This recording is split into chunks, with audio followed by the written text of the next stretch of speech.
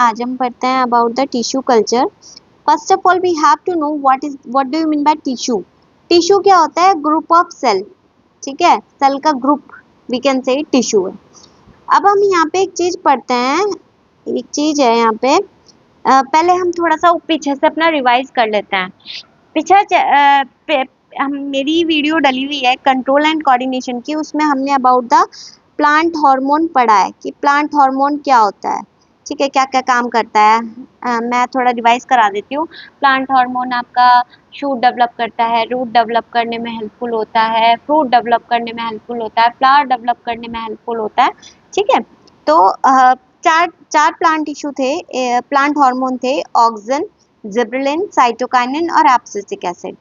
ठीक है, ये थोड़ा आप डिटेल में जो है वो आप पीछे वाली वीडियो में जाके पढ़ सकते हैं कंट्रोल एंड कोऑर्डिनेशन में। इसमें मैं थोड़ा सा रिवाइज मोड पे पढ़ा रही हूँ क्योंकि इसका प्लांट हार्मोन का आगे आने वाला है। ठीक है, ओके, हम देखते हैं अब टिश्यू कल्चर देखते हैं क्या होता है इसमें। The production of new plant, नया प्लांट बनना, from the small piece of plant tissue, यानी कि प्लांट का हमने छोटा सा पार्ट ले लिया, उससे हम नया प्लांट बनाए, छोटे से पार्ट से नया प्लांट बना रहे हैं। ठीक है, कैसे बना रहे हैं अब वो मैं आगे बता देती हूँ कैसे। द प्रोसेस है इसका कि हमने क्या किया, देखिए, take a piece of plant tissue का एक पीस ले लिया फ्रॉम द ग्रोइंग टिप। कहाँ से लेंगे? प्लांट की ग्रोइंग टिप से, यानी कि जो चीज प्लांट की जो टिप, जो जगह बढ़ा ग्रो हो रही है उस वाले पार्ट से हमने एक थोड़ा सा टिश्यू का पार्ट ले लिया। ठीक है, फिर उसको हम एक कंटेनर में रखेंगे, स्टेराइल जेली में रखेंगे, लाइक अगार अगार। ठीक है, अगार अगार एक जेली लाइक स्ट्रक्चर होता है जिसके अंदर क्या होती है, प्लांट को ग्रो करने के न्यूट्रिएंट्स भी मिलते हैं और प्लांट को ग्रो करने के हार्मोन्स भी होते हैं। ठीक है, न्यूट्रिएंट एंड हार्मोन्स वगैरह सब होते हैं। तो हमने एक जेली ले ली, जेली में हमने वो प्लांट का टिश्यू रख दिया। उससे क्या हुआ, एक प्लांट के टिश्यू से क्या बन गया, एक लंप बन गया, bunch of cell, shapeless bunch of cell, जिसको हमने क्या कहा, कैलस। क्लियर?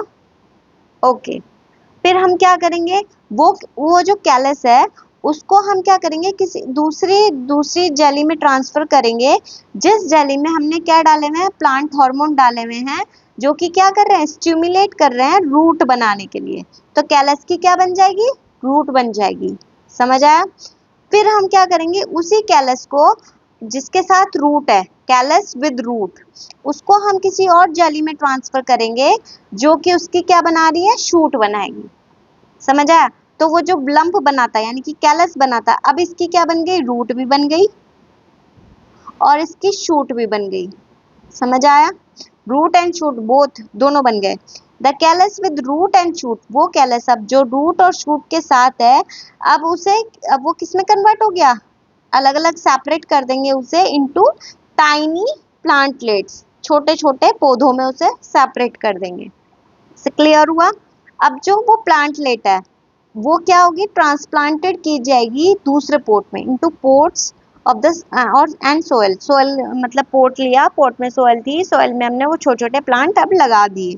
ठीक है, where they can grow into mature plant, जिससे कि वो नया बहुत सारे प्लांट बन जाएंगे, मैच्योर प्लांट बन जाएंगे। अब आप देख रहे हैं कि एक छोटे से प्लांट टिश्यू से क्या हुआ, कई सारे प्लांटलेट बन गए। ठीक है, समझ आया? इसे क्या कहते हैं, टिश्यू कल्चर कहते हैं। अब देखते हैं the production of plant from by the method of tissue culture. Tissue culture के मेथड से प्लांट का प्रोड्यूस करने के फॉर्म जो मेथड है उसको क्या कहते हैं, माइक्रो प्रोपगेशन। समझ आया? माइक्रो क्यों कह रहे हैं यहाँ पे, माइक्रो वर्ड किसके लिए आता है, वेरी स्मॉल, बहुत छोटे चीज के लिए आता है ना माइक्रो वाला वर्ड। तो वो छोटा क्या था, वो प्लांट का टिश्यू, जिससे हमने क्या बनाई है, पूरी प्लांटलेट बनाई है इतनी सारी। क्लियर? अब देखते हैं इसके एडवांटेज क्या हैं। ये बहुत फास्ट टेक्निक है, as you know very well. एक छोटे से पार्ट से जल्दी ही हमें बहुत सारे प्लांट मिल गए। The new plant produce are disease free, plant में कोई भी डिजीज नहीं होगी। बाय दिस प्रोसेस, क्योंकि उसको अगर वो जो मीडियम में रखे गए हैं, लाइक अगार अगार मीडियम में रखे गए हैं, उसमें ऑलरेडी बहुत सारे हॉर्मोन्स भी हैं और बहुत सारे न्यूट्रिएंट भी हैं जो उनकी ग्रोथ के लिए बहुत जरूरी हैं। बीमारी डिजीज क्यों होती है? क्योंकि इन्हीं न्यूट्रिएंट की और हार्मोन की कमी के कारण ही तो होती है। जब उसमें ऑलरेडी है तो कोई कमी नहीं होगी उसको, ठीक है। फिर by this process the plant are grow whole year, यानी कि पूरे साल, कोई वेदर कोई सीजन किसी भी चीज की कोई जरूरत नहीं कि ये वेदर है उगाने का या ये सीजन है उगाने का, कोई मतलब नहीं, कभी भी उगा लो, ठीक है। वेरी और बहुत कम स्पेस की जरूरत होती है नए प्लांट को डेवलप करने के लिए। क्लियर हुआ? अब नेक्स्ट हम एक और चीज देख लेते हैं यहाँ पे, क्लोन। क्लोन क्या होता है? The new organism produce by one parent, एक पेरेंट से बना, मीन्स बाय असेक्सुअल रिप्रोडक्शन, एक पेरेंट इन्वॉल्व है यानी कि असेक्सुअल रिप्रोडक्शन हुआ है, जो कि जेनेटिकली आइडेंटिकल है टू देयर पेरेंट्स, ठीक है, उसको क्या कहेंगे? क्लोन कहेंगे। क्लियर हुआ? देखिए पहले मैं इससे पहले आपको एक चीज बता देती हूँ, यहाँ पे ये डायग्राम समझाने से पहले मैं आपको एक चीज बता देती हूँ, कैरियोकाइनेसिस और साइटोकाइनेसिस। कैरियोकाइनेसिस यानी कि न्यूक्लियस डिवीजन और साइटोकाइनेसिस मतलब साइटोप्लाज्म डिवीजन। देखिए जो ये वर्ड है कैरियो, ठीक है, कैरियो किसके लिए आता है? न्यूक्लियस। और काइनेसिस, काइनेसिस, काइनेसिस जहां पे भी होगा उसका मतलब है डिवीजन। समझ में आया?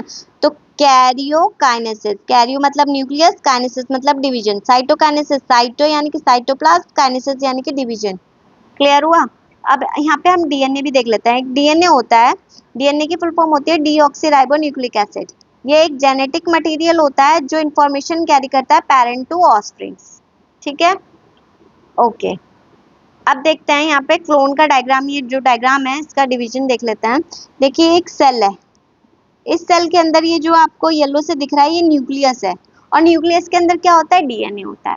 एक बात हम ध्यान से देख लेते हैं, न्यूक्लियस होता है, ठीक है, न्यूक्लियस के अंदर क्रोमोसोम्स होता है, क्रोमोसोम्स के अंदर जीन होता है, और जीन के ऊपर बैठा हुआ होता है डीएनए। समझ रहे हैं आप? न्यूक्लियस के अंदर क्रोमोसोम, क्रोमोसोम के अंदर जीन, और जीन के ऊपर बैठा हुआ होता है डीएनए।